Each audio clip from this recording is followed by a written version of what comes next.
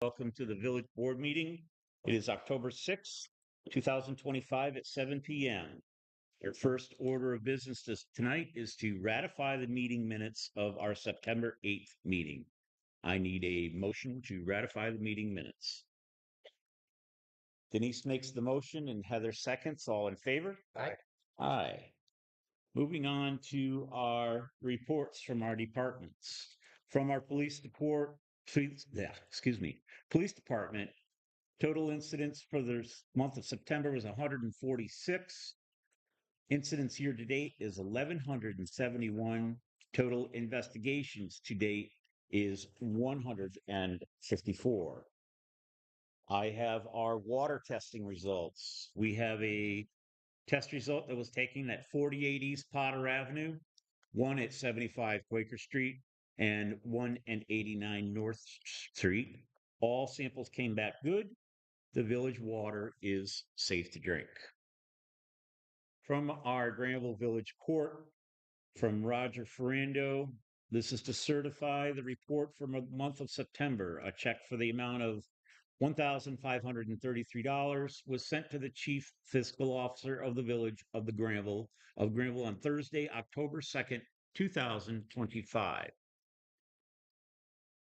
I have our report from Chief Mike Zinn from the Fire Department. Structure fires at 1, fire alarms 3, carbon monoxide alarms came in at 1, EMS assist was at 6, motor vehicle crash 6, tree and lines down was 3, total alarms for the month of September was 20, calls year to date is at 150. And from our code enforcement officer, Mr. Curtis Padone, 14 verbal warnings have been issued. 1 has been referred to code enforcement. Those are the reports that I have. I need a motion to accept the reports as read. Make that motion. Dean makes the motion. I'll second it. And Paul seconds. All in favor? Aye. And aye. Moving along to our monthly appropriations. In the general fund, we had $35,620.57. Sewer fund, $20,834.47. Water fund is at $11,396.99. The senior shuttle came in at $1,121.72. Unaudited vouchers came in at $806.23. This comes into a total of $69,779.98. With that, I need a motion to pay the bills. Heather makes that motion. I'll second. And Dean seconds. All in favor? Aye. Aye. Okay, moving along. We have a couple of budget transfers. I'm going to hand this over to our budget officer, Mr. Rick Roberts. Rick, would you mind explaining these out, please? Here's one budget transfer requested tonight. Equipment purchases of water fund, which slightly overdrew up to $94. So I'm requesting that $100 be moved from contractual expense for the water department to equipment to accommodate the appropriation. And that's all of that. Do you have any questions on the budget transfer from the board? No, I'll make a motion. We approve the following transfer. Dean makes the motion to approve the transfer. I'll second it. And Paul seconds. All in favor? Aye. Aye. Okay, moving along to the mayor's reports. I just want to remind everybody we're going to review the proposed local law number 1 of 2025 for the winter parking ban and set the public hearing for 7 p.m. next month at our meeting. I believe that's November 6th, November 3rd at 7 p.m. for the changes to our local parking ban, winter parking ban. This law will be posted. The changes will be posted on our website, and everybody will be able to review that.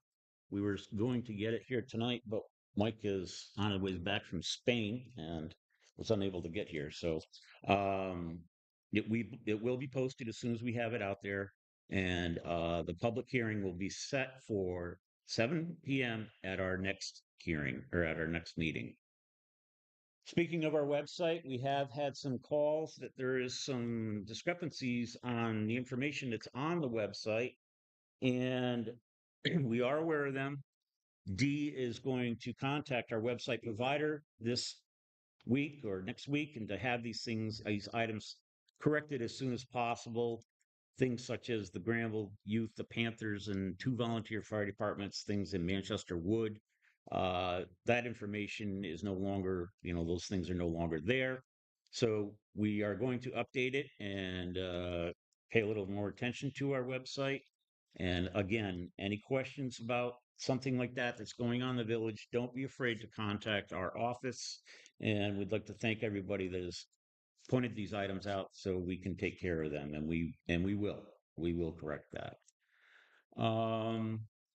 In the mayor's reports, other than that, we have been already started our Christmas season. Dean and I kind of started working on it like back in September. We've put in, I don't know how many thousands of lights, but we've got like 3 5-gallon buckets full of tiny light bulbs that we've changed. Uh, Trying to start a little contest with something, maybe a drawing, like you guess on how many jelly beans in a bag, of how many lights that we actually change out every year for the Christmas event. I think that'd be kind of a cool idea, but that's in the works. Anyway, if Rick would like to give a quick update on where we're at with that and our next meetings or whatever going to be scheduled for this, Rick, could you just please say something about that? So the mayor will be convening the initial meeting for the holiday committee next Tuesday, the 14th. That seemed to be the day that worked best for most of our key staffers. The tree lighting is set for the first Friday in December. That's, I believe, December 5th. Yeah, Friday, the date. Saturday is not Right. Friday. The DPW works on Friday, they don't work on Saturday, and I think that the one Saturday, the tractor parade is enough for them. I'm all ears if people have suggestions on that, but I would prefer Friday. I put a lot of time, extra time into it, and I don't get compensated for it. I think Friday night is good, and then we have Saturday night as a rain date if Friday is bad. Uh, it's been a good event in the past. We worked with the Mary J. Tanner School and get 8 or 10 kids that are in maybe in a little bit of a disadvantaged situation, or they've done something special, or they're nominated by their team. We bring them, we get a float for them. The chamber does an awesome job getting Santa Claus there, and they have gifts from Toys for Tots. Everything in the park that night is free. We have many vendors who I would thank at this time, whether it be someone like a Dunkin' Donuts or Dean's brother, or Boy Scouts or various churches. Um, we have ladies who knit hats and gloves and scarves and neck warmers and stuff for the kids. All that free. We obviously like the village Christmas tree. We do a nice. We have the past songs. We'll play them for folks. We have other activities, a horse and wagon ride around town and such. So it's a good night for Granville. It's a good wholesome family community night. We thank our partners, the Pembroke Library and the Slate Valley Museum. They usually host open houses on those nights as well, with programs and giveaways. So it's a good night that Granville shows off their community pride. It's a great way to kick off the holiday season. So that's what we're looking at for this year. We'll have been working on Saturdays in November as we normally do. The first being a workshop to kind of refurbish things and get things cleaned up and such. That'll be later in this month in October. Those are the main highlights. The tree. Okay. Thanks a lot, Rick. And again, this does take a lot of work by a lot of volunteers, and we certainly appreciate anybody that wants to help us. Um, Again, feel free to contact our office or notify some of the members that do work on the team. Um, Helping hands are always wanted, especially during our main setup days at the park and the bridges and things such as that. So if you want to help contribute your time, I certainly would appreciate it, and I'm sure the entire board would. Speaking of celebrations and everything, we just had our annual, or the Chamber of Commerce just had their annual Autumn Leaves Car Show.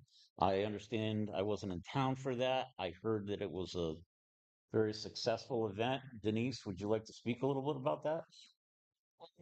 Huge success. We had over 300 cars. I think it kind of ended up being like 308 cars, which is an all-time record. We had over 1,000 spectators. We had a perfect day for a car show. The weather was perfect. We had the food vendors, we had crafters, lots of amazing cars, some cars that hadn't been there in the past, and people coming from all over. So it definitely is a good note for Granville, and people leave there happy. You know, the reward is a slate plaque, which is donated by Sheldon Slate. Telescope donated a chair. So I mean, they take some of Granville back home with them. So we'd like to think that it was very successful, and we're extremely appreciative of all the help we got.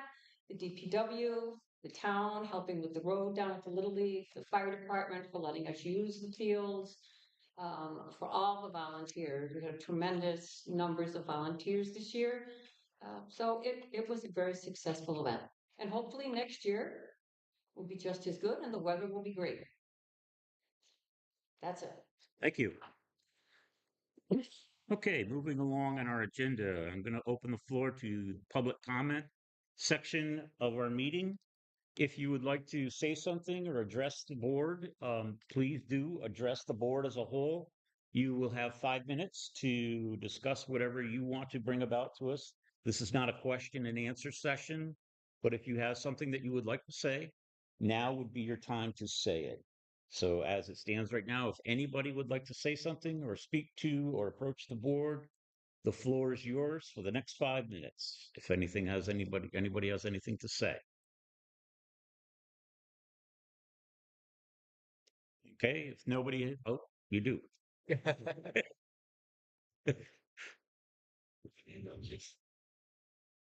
building contractors.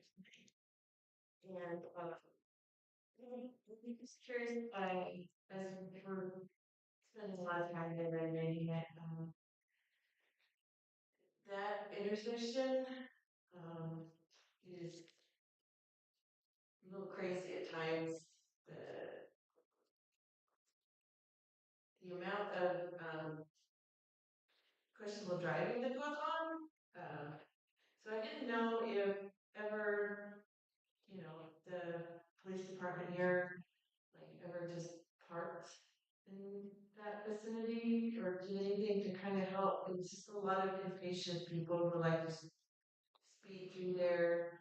I think some of my concern with having there being crosswalks all right there are, future plans. The building, one being a coffee shop, and how unpleasant it is sometimes to be outside with the way the traffic is, it's just people just speed through there, or if someone's taking too long to turn, they lay on their horn, and it's a lot of bad behavior, and I can imagine I'm the only one that notices it. So I just didn't know if ever there was any incentive to try and kind of curb it a little bit. Um, I tend to agree with you. I think Trustee Hyatt will too. When we were up there hanging lights on Main Street, the people that would come around the corners or from the intersection, especially these younger guys with these hopped up trucks with mufflers more expensive than my house that can blow you off the sidewalk just by the way they rev them up, and it's very annoying. It's very annoying, and it's true. It's speeding up. We can ask our chief here to step up patrol. Ernie, if you'd like to say something, I would appreciate it. But it definitely has become like a regular raceway up there. I'd appreciate that because it's been pretty bad. It was pretty scary. I know Trustee She's Hayton. 100% correct in saying that. My wife and me together in a car trying to pull out, and there's just so much traffic sometimes. And there's one little red car, green car, kept laying on the horn, laying on the horn. Finally tore around us, almost drove onto the sidewalk, almost hit a car, and then they shot up Broadview Terrace. And I said, Jesus, I hope I can find them just to get the plate number. But you're right, it's such a it's a bad intersection to start with.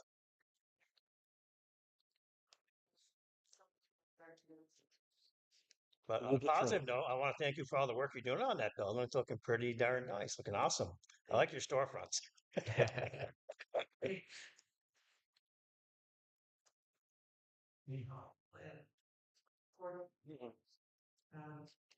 From the sidewalk sales. Great, great. No, we will step up the patrols in that area. It definitely needs it. I can understand. Are there Yep. possibly not? But it's being watched. I But the agree. other thing I've been noticing too up there too is the e-bikes. I'm not sure what the law is on these e-bikes, but these e-bikes are out of control. That was not Up and down the sidewalks. I mean, I came out of Slate Town, my wife and me, I thought we are going to get run over. I mean, these e-bikes are going 25, 30 miles an hour on these sidewalks and just watching them all over the village. I mean, they don't stop for anything. They're passing cars on the wrong side of the road. And sooner or later, I'm just concerned that one of these kids is going to get hurt.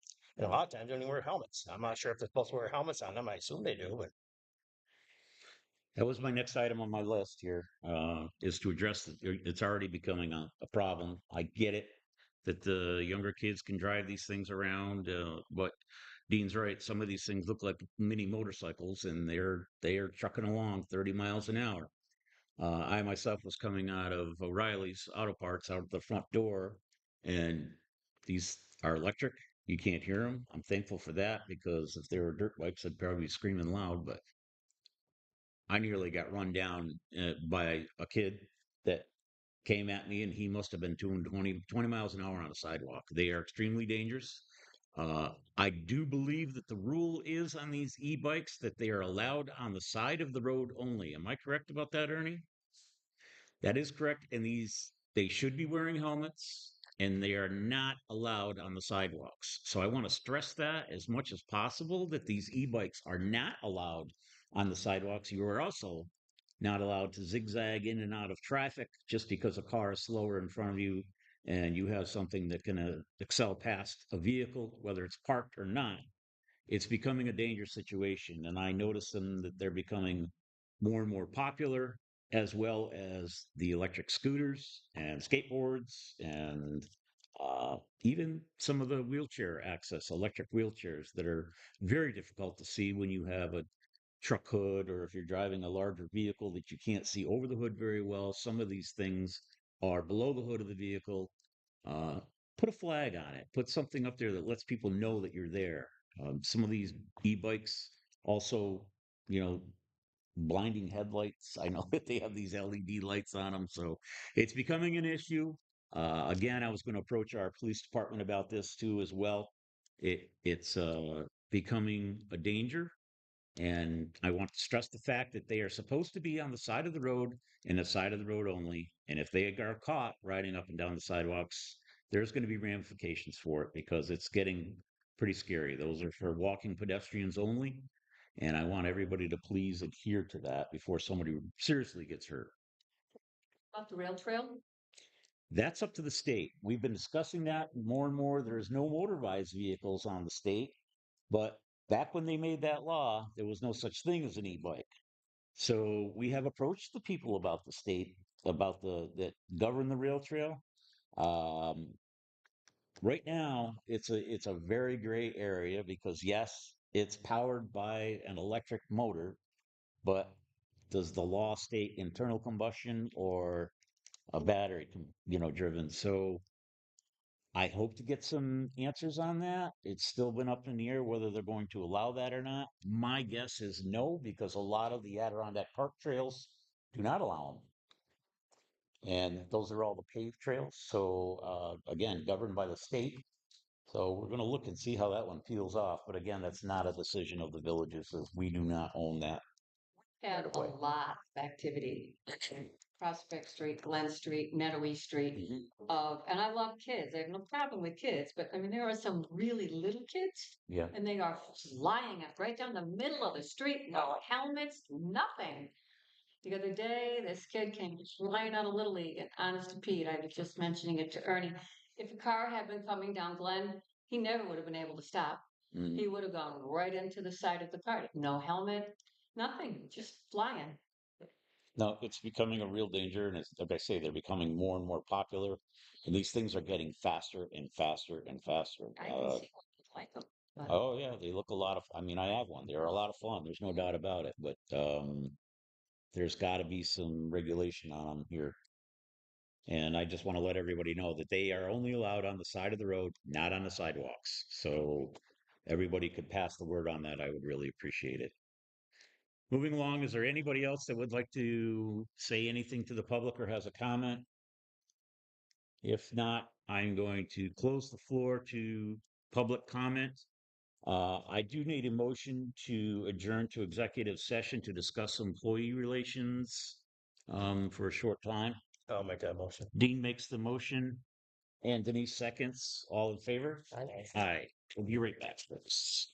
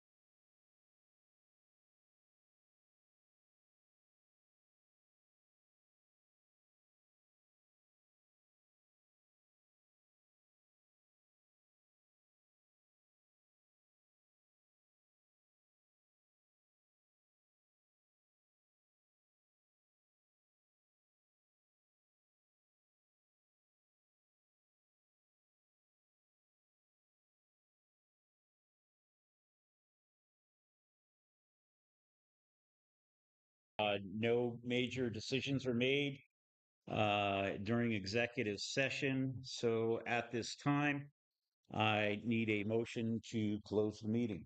I'll make the motion. Paul makes the motion. Denise seconds. All in favor? Aye. Okay, everybody, we'll see you next month. Thank you.